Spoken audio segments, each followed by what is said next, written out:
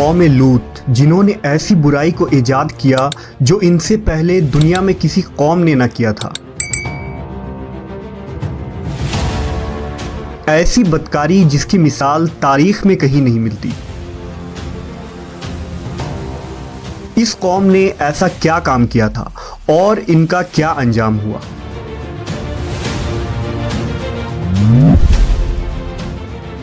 حضرت لوط علیہ السلام اللہ کے ایک برگزیدہ نبی تھے۔ آپ کے والد کا نام ہاران تھا جو تاریخ کے بیٹے تھے۔ آپ کی پیدائش عراق کے قدیم شہر اور میں ہوئی تھی۔ اس شہر میں ابراہیم علیہ السلام کا مسکن تھا۔ دراصل لوط علیہ السلام کے والد ہاران حضرت ابراہیم کے سگے بھائی تھے، یعنی حضرت لوط علیہ السلام حضرت ابراہیم کے بھتیجے تھے۔ چونکہ حضرت لوط علیہ السلام کے والد ان کے بچپن میں ہی انتقال کر چکے تھے، لہذا حضرت لوط کو حضرت ابراہیم نے بیٹا بنا کر پالا تھا۔ آپ حضرت ابراہیم پر سب سے پہلے ایمان لانے والوں میں شامل ہیں۔ آپ حضرت ابراہیم کے زمانے میں اہل سدوم کی رہنمائی کے لیے نبوت کے منصب پر فائز ہوئے۔ حضرت لوط کے بہت سارے معجزات ہیں۔ آپ جس وقت بارش کے لیے دعا کرتے تھے تو آسمان بادلوں سے بھر جاتا اور خوب بارش ہوتی تھی۔ حضرت لوط جس پتھر پر سر رکھ کر سوتے، اس پتھر پر آپ کے سر مبارک کا نشان بن جاتا تھا۔ سدوم وہ علاقہ تھا جہاں لوط علیہ السلام مبعوث فرمائے گئے۔ سدوم کے آس پاس 5 نہایت ہی خوبصورت شہر آباد تھے، جن میں سے ہر ایک کی آبادی 1 لاکھ نفوس سے زیادہ ہی تھی۔ یہ علاقے نہایت ہی سرسبز و شاداب اور قدرت کی فیاضی کا حسین شاہکار تھا۔ یہاں باغات کی کثرت تھی، لہلہاتی کھیتیاں یہاں کی ضروریات سے کہیں زیادہ تھی۔ اردن، شام اور اسرائیل کے درمیان بسا ہوا یہ علاقہ نہایت ہی زرخیز تھا۔ وہاں طرح طرح کے اناج، پھل، میوے بکثرت پیدا ہوتے تھے، اور یہی وجہ تھی کہ آس پاس کے بستیوں کے لوگ بھی اپنی معاشی اور غذائی ضرورت کے لیے ان بستیوں کی طرف آتے تھے۔ مگر یہ بات اہل سدوم کے لوگوں کو بالکل بھی پسند نہ تھی۔ ان کے خیال میں ان کی بستیوں میں پیدا ہونے والے پھلوں، اناجوں اور سبزیوں پر صرف ان کا ہی حق تھا۔ وہ نہیں چاہتے تھے کہ دوسری بستیوں کے لوگ ان کے علاقے میں آئیں۔ ایک دن سدوم کے لوگ اس بات پر غور و فکر کر رہے تھے کہ باہر سے آنے والے لوگوں کو یہاں آنے سے آخر کیسے روکا جائے، کہ ابلیس ایک بزرگ کی شکل میں ان کے محفل میں آیا اور کہا، اگر تم ان سے پیچھا چھڑانا چاہتے ہو تو میرے کہنے پر عمل کرو۔ اس اجنبی بزرگ کی بات لوگوں نے بہت توجہ سے سنی۔ ابلیس نے کہا، میں کل بتاؤں گا۔ دوسرے دن ابلیس ایک خوبصورت جوان لڑکے کی بھیس میں آیا اور انہیں اپنی عورتوں کے بجائے مردوں کے ساتھ فعل بد کرنا سکھایا۔ ابلیس نے کہا کہ اگر تم ان بستیوں کے لوگوں سے نجات چاہتے ہو جو تمہاری بستی میں آ جاتے ہیں تو ایسا کرو کہ جب بھی کوئی شخص تمہارے علاقے میں آئے تو تم لوگ زبردستی اس کے ساتھ اپنی خواہش پوری کرو۔ اس طرح یہ لوگ اس بستی میں آنا چھوڑ دیں گے۔ اپنی نفسانی خواہشات کے لیے مردوں سے بدفعلی اس قوم کا دستور بن گیا تھا۔ یہاں بے حیائی عام ہو گئی تھی۔ حکمراں، سردار، رؤسا، ہر طبقے میں گھر گھر یہ عمل پھیل گئی تھی۔ بھری محفل میں یہ لوگ اس فحاشی کے کام کو کر کے خوش ہوتے تھے۔ کوئی بھی محفل اس کام کے بغیر ادھوری سمجھی جاتی تھی۔ خاص کر مسافروں میں سے کوئی خوبصورت لڑکا ہوتا تو یہ لوگ اسے اپنا شکار بنا لیتے۔ تلمود میں لکھا ہے کہ اہل سدوم اپنی روزمرہ کی زندگی میں سخت ظالم، دھوکے باز اور بد معاملہ تھے۔ کوئی مسافر ان کے علاقے سے بخیریت نہ گزر سکتا تھا۔ کوئی غریب ان کی بستیوں سے روٹی کا ایک ٹکڑا نہ پا سکتا تھا۔ بارہا ایسا ہوتا تھا کہ باہر کا آدمی ان کے علاقے میں پہنچ کر فاقوں سے مر جاتا اور یہ اس کے کپڑے اتار کر اس کی لاش کو برہنہ دفن کر دیتے۔ اپنی وادی کو انہوں نے ایک باغ بنا رکھا تھا جس کا سلسلہ میلوں تک پھیلا ہوا تھا۔ اس باغ میں وہ انتہائی بے حیائی کے ساتھ اعلانیہ بدکاریاں کرتے تھے۔ حضرت لوط علیہ السلام نے انہیں توحید کی دعوت دی اور بدکاری کے اس گھنونے عمل سے توبہ کرنے کا حکم دیا۔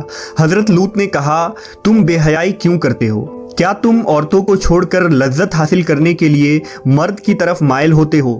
حقیقت یہ ہے کہ تم احمق لوگ ہو۔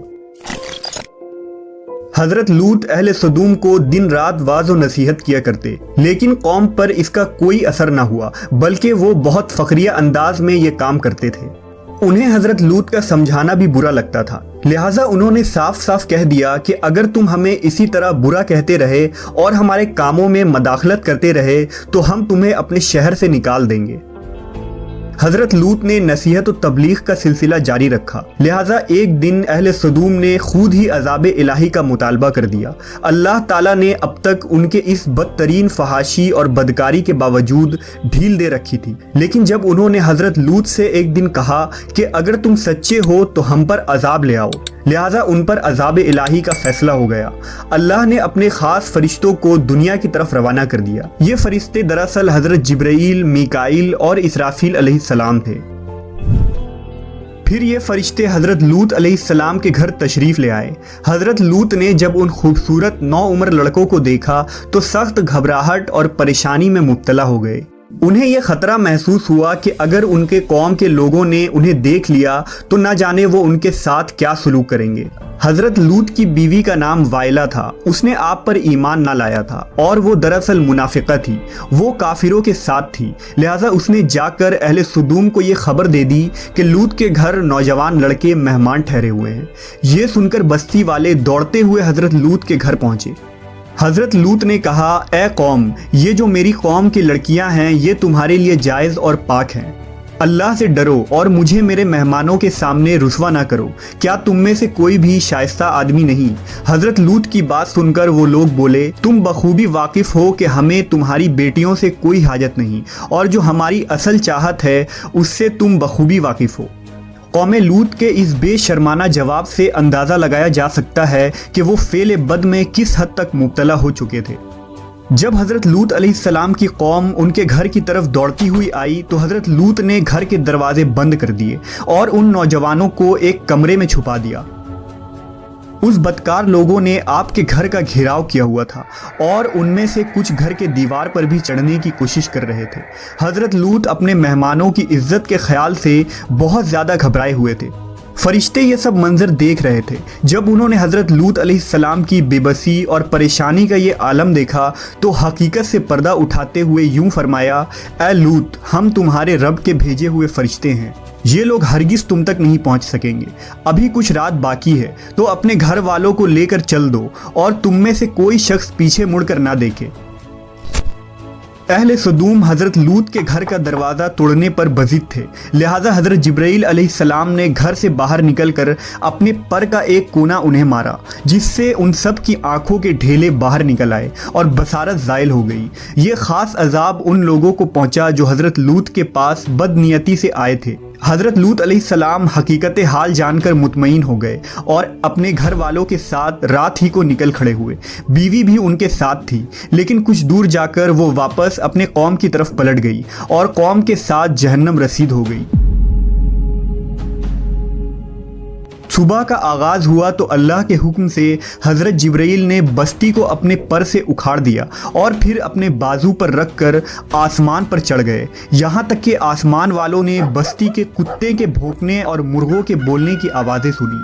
پھر اس بستی کو زمین پر دے مارا، جس کے بعد ان پر پتھروں کی بارش ہوئی۔ ہر پتھر پر مرنے والوں کا نام لکھا ہوا تھا۔ جب یہ پتھر ان کو لگتے تو سر پاش پاش ہو جاتے۔ صبح سویرے شروع ہونے والا یہ عذاب اشراق تک پوری بستی کو نیست و نابود کر چکا تھا۔ قوم لوط کی ان خوبصورت بستیوں کو اللہ نے ایک انتہائی بدبودار اور سیاہ جھیل میں تبدیل کر دیا، جس کے پانی سے رہتی دنیا تک کوئی فائدہ نہیں اٹھایا جا سکتا۔ سمندر کے اس خاص حصے میں کوئی جاندار، مچھلی، میڈک وغیرہ زندہ نہیں رہ سکتے، اس لیے اسے ڈیڈ سی یعنی بحر مردار کہا جاتا ہے، جو اسرائیل اور اردن کے درمیان واقع ہے۔ ماہرین آثار نے 10 سالوں کی تحقیق و جستجو کے بعد اس تباہ شدہ شہر کو دریافت کیا تھا۔ تحقیقات سے پتہ چلا تھا کہ اس شہر میں زندگی بالکل ختم ہو چکی ہے۔ اس شہر کے راستے اور کھنڈرات کو دیکھ کر آرکیولوجسٹ نے یہ اندازہ لگایا کہ جب یہ شہر تباہ ہوا تو اس وقت لوگ روزمرہ کے معمولات کے کاموں میں مشغول تھے اور یہاں زندگی اچانک ختم ہو گئی تھی۔ اہل سدوم جنہیں پتھر بنا دیا گیا تھا، ان کے بت ابھی تک بحر مردار کے پاس موجود ہیں، جو تا قیامت لوگوں کے لیے ایک عبرت ہے۔ آج یورپی ممالک میں انسانی آزادی کے نام پر اس بدکاری کی اجازت دی جاتی ہے اور اس فحش عمل کو فخر سمجھا جاتا ہے، مگر حقیقت یہ ہے کہ ہم جنس پرستی بالکل فطرت کے خلاف ہے، جس سے انسانی معاشرہ تباہ و برباد ہو جاتا ہے۔ روایتوں کے مطابق ایک مرتبہ حضرت سلیمان علیہ السلام نے شیطان سے پوچھا کہ اللہ کے نزدیک سب سے بدترین عمل کیا ہے؟ ابلیس بولا، جب مرد مرد سے بدفعلی کرے اور عورت عورت سے خواہش پوری کرے۔ حضرت ابن عباس سے روایت ہے کہ رسول اللہ صلی اللہ علیہ وسلم نے فرمایا کہ اس شخص پر اللہ پاک کی لعنت ہو جو قوم لوط والا عمل کرے۔